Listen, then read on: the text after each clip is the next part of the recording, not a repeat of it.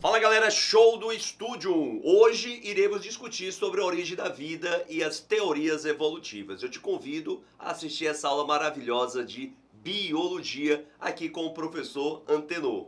Primeiro, pessoal, vamos discutir sobre a origem da vida.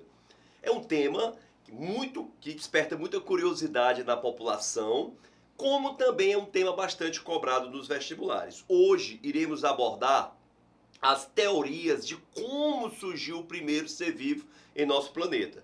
Nós temos três teorias que podem ser abordadas nos vestibulares. A teoria do criacionismo, que diz que o primeiro ser vivo, na verdade todos os seres vivos foram criados por Deus. Qual é a base dela, professor? A base é a fé. E fé não precisa você ver, basta acreditar. Então fé significa acreditar.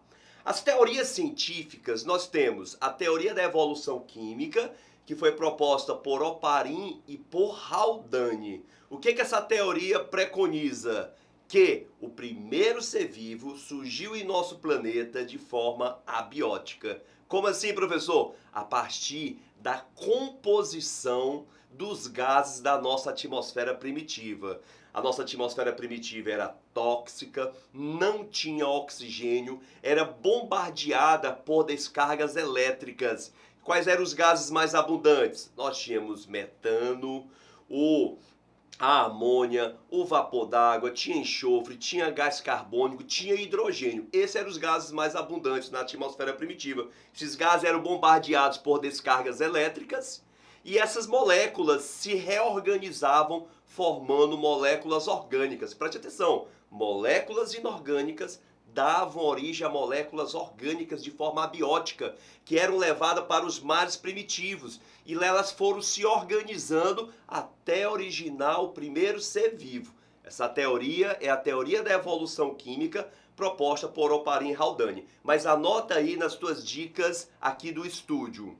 Quais os dois pontos necessários para que realmente a vida pudesse surgir? Primeiro, uma membrana semipermeável, uma membrana plasmática para delimitar o meio interno da célula em relação ao meio externo, fazer o controle do fluxo de substâncias. E o segundo é o material genético, e o primeiro material genético que surgiu foi o RNA e não o DNA. Tudo bem? Ok, o que mais, professor? A outra teoria da panspermia cósmica, a cosmozoária, que diz que a matéria bruta, a matéria orgânica, capaz de originar a vida, ela veio do espaço. Então a teoria da panspermia, primeiro ela disse que os seres vivos vieram do espaço aqui para o nosso planeta. E agora ela foi reformulada e ela fala o seguinte, que a matéria orgânica, lipídios, carboidratos, proteínas, aminoácidos, material genético, vieram do espaço, chegaram aqui ao nosso planeta e aqui se organizaram para originar o primeiro ser vivo, tá bom? Vamos fazer aqui a nossa primeira questão. Uma fonte de moléculas orgânicas na Terra primitiva pode ter sido os meteoritos. Olha só, meteoritos são corpos celestes que chegam a cair aqui em nosso planeta. Por exemplo, fragmentos de meteorito, pedra de 4,5 bilhões de anos que caiu na Austrália em 1969, contém mais de 80 aminoácidos. Pessoal, então isso é uma prova de quê?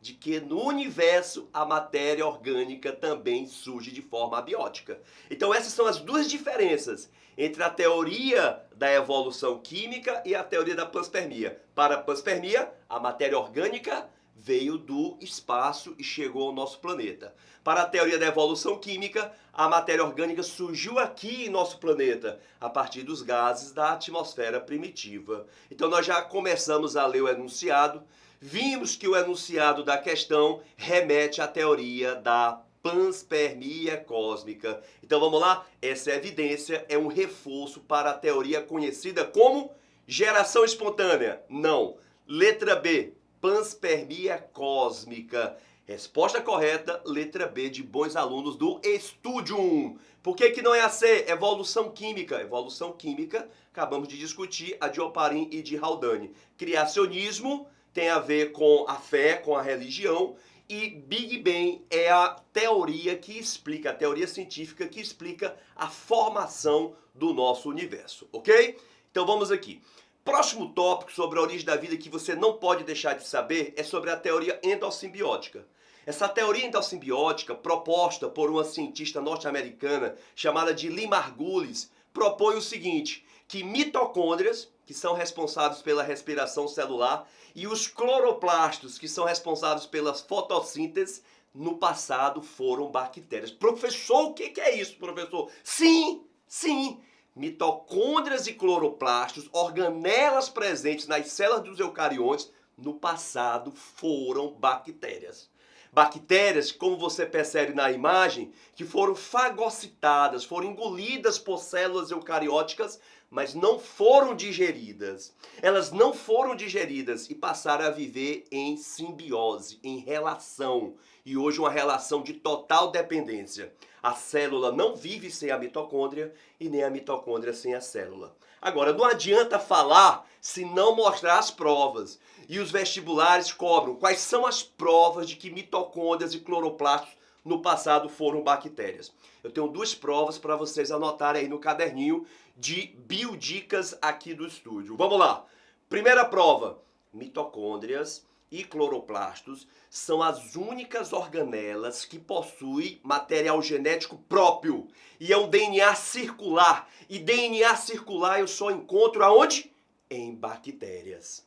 Outro, mitocôndrias e cloroplastos têm seus próprios ribossomos. E ribossomos com organização 70S. Professor, eu não sei o que é 70S. Não precisa saber não. Não precisa saber. Basta saber que nos procariontes os ribossomos têm organização 70S e nos eucariontes organização 80S. E que aí, em mitocôndrias e cloroplastos, os ribossomos também têm organização 70S. Essa é mais uma prova que reforça a teoria endossimbiótica, tá bom? Vamos aqui fazer a questão. O que deu origem à enorme diversidade de protistas, né, os protozoários, algumas algas, que existe atualmente? Há evidência de que muita da diversidade protista tem sua origem na endossimbiose. O que é endossimbiose? É quando o indivíduo passa a viver no outro, internamente dentro do outro ali, vivendo em harmonia, ok? Uma relação entre duas espécies na qual um organismo vive dentro da célula ou células do outro organismo. O momento definidor da origem dos eucariontes ocorreu quando uma célula hospedeira englobou uma bactéria que se tornaria mais tarde uma organela encontrada em todos os eucariontes. Então ele está falando, pessoal, que é uma organela que no passado foi uma bactéria. Que organela é essa? Mitocôndria. Por que não é o cloroplasto, professor? Porque ele falou presente em todos os eucariontes. E os cloroplastos só estão presentes nos autótrofos, por exemplo, plantas e algas. Agora, planta, alga, animal, fungo, animais, todos os eucariontes possuem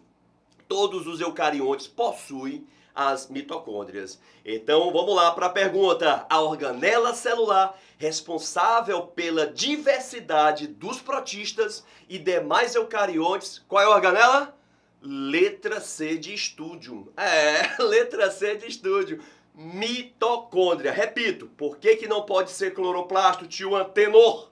Não pode ser cloroplasto, porque cloroplasto só está presente em células autótrofas de eucariontes. Então a resposta correta, letra C. Tudo bem? Agora vamos passar para um outro tópico bastante relevante para o teu vestibular. Que tópico é esse? Teorias evolutivas. Nós temos as teorias evolutivas de Lamarck, de Darwin e também o neodarwinismo. O que fala a teoria de Lamarck? Que os seres vivos não são fixos, os seres vivos se transformam ao longo do tempo. Então ele quebrou o fixismo que dizia que as espécies eram imutáveis. O Lamarck fala que ao longo do tempo os indivíduos sofrem um transformismo através do uso e do desuso. Se tu usa uma estrutura, ela se desenvolve. Se tu não usa, ela se atrofia. E essa característica adquirida pelo uso e desuso é transmitida aos seus descendentes. Qual é o erro dessa teoria, professor? Essa teoria tem como erro o fato de nem tudo que eu uso se desenvolve. E nem tudo que eu não uso se atrofia, não é bem assim. E outro, se eu malhar, ficar fortão, eu já sou forte. Mas se eu ficar mais forte ainda e eu tiver filhos, eles vão nascer também fortes? Não, porque eu não transmito essa característica do uso ou do desuso aos meus descendentes. E o que o Darwin falava? O Darwin, ele dizia o seguinte, que os indivíduos, eles não se modificam ao longo do tempo. Os indivíduos, galera, eles já são diferentes. Já existe uma diversidade de indivíduos na população. E cabe ao meio o quê? Selecionar os indivíduos mais fortes ou mais aptos? Os mais aptos.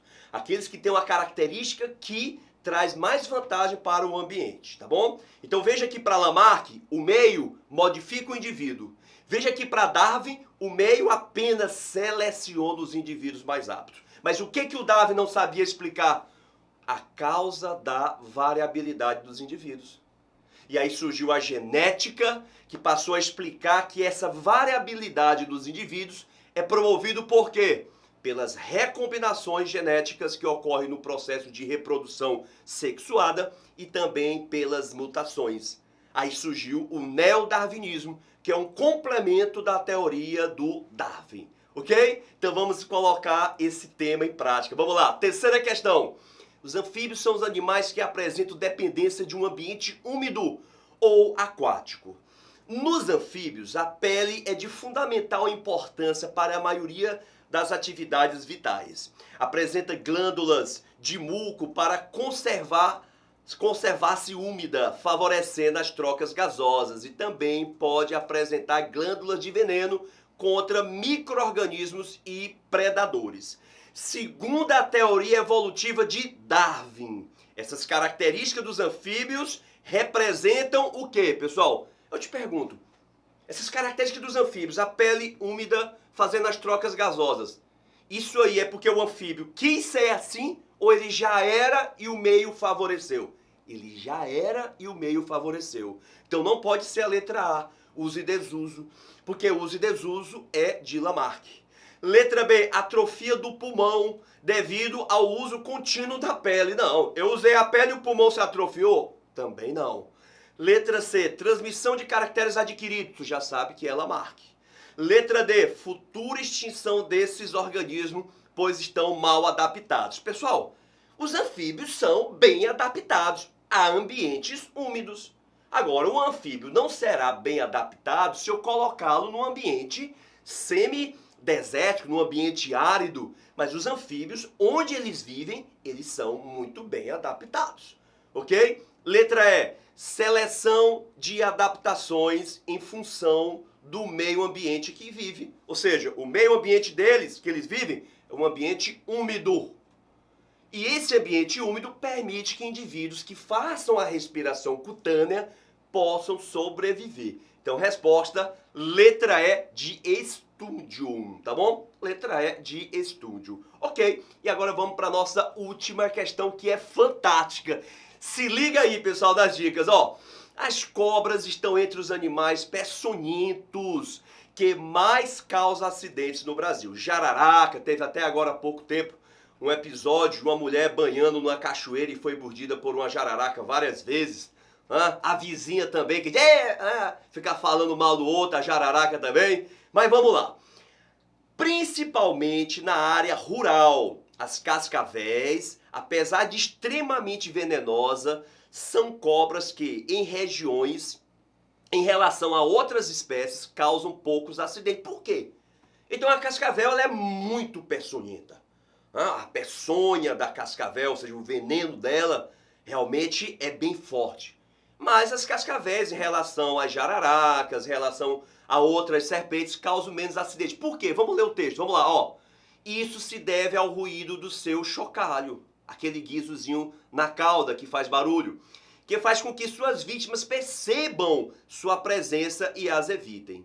Esses animais só atacam os seres humanos para a sua defesa e se alimentam de pequenos roedores e aves. Apesar disso, elas têm sido caçadas continuamente por serem facilmente detectadas devido ao seu chocalho.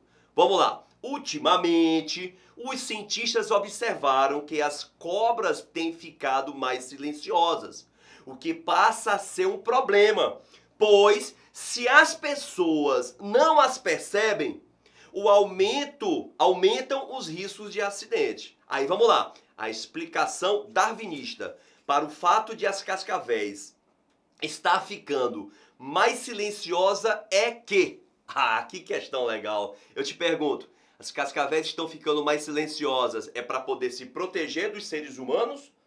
Ou já existiu cascavéis barulhentas e silenciosas? Pergunto, já tinham, não já?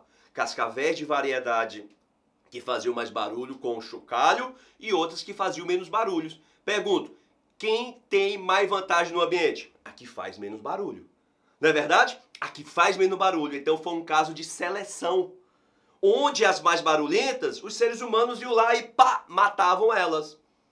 E as menos barulhentas foram passando despercebidas e se reproduzindo mais. Isso é seleção, mas não é seleção natural. É uma seleção artificial. Se liga aí, toda vez que tiver a participação do ser humano, é seleção artificial. Não é o ser humano que está matando as cascavéis? Seleção artificial. Então vamos lá. Letra A. As variedades mais silenciosas foram selecionadas positivamente. Resposta correta, letra A. Por que não é a letra B? As alterações do seu código genético surgiram para aperfeiçoá-la. Pessoal, alterações no código genético podem ser promovidas, por exemplo, por mutações. E as mutações, elas são aleatórias, elas não são direcionadas. Letra C. A necessidade de não ser descoberta e morta mudou seu comportamento. Então a necessidade é o meio modificando o indivíduo. O meio modificando, eu falo de quê? Eu falo de Lamarck. Para Darwin, o meio não modifica. Para Darwin, o meio apenas faz o quê? Seleciona os mais aptos. Letra D. As mutações sucessivas foram acontecendo para que ela pudesse adaptar-se. De novo, mutações são aleatórias. Podem trazer características vantajosas ou não. Ok, pessoal? Então elas não são direcionadas. Ah, eu vou sofrer uma mutação para ficar mais bonito. Não é isso. Mutações são aleatórias. Letra E. O resultado das mutações são aleatórios, tá bom? Letra E. As variedades sofreram mutações para se adaptarem à presença de seres humanos. Novamente, como nós falamos, as mutações, elas ocorrem de forma aleatória e os resultados delas também não são previsíveis, tá bom? Não são direcionados para o meio. Ok, então a resposta correta fica a letra A. Pessoal, somos o estúdio e estamos com vocês dos vestibulares. Show!